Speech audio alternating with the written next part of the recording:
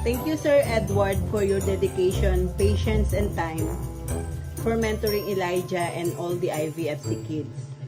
It means so much to us parents. We are very lucky to be part of your IVFC family. Your advocacy to help children to be their best in solving math problems is very helpful. Thank you very much and God bless. Thank you po, sir, sa matyagang pagtuturo sa amin araw-araw.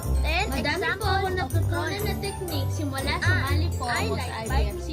Ito po ay nakatulong sa akin na makakuha ng gold award sa Vedic Math Competition.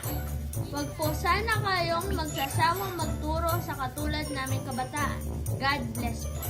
With much pride, I am presenting you the IVFC kids who were awarded in the first International Vedic Math Competition, which was held last September 11, 2021.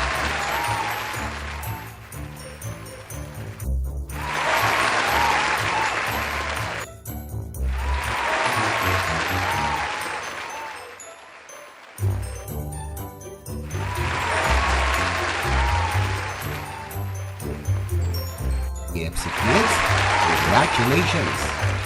Ipagpatuloy ang nasimulan at huwag hihinto habang walang ginto.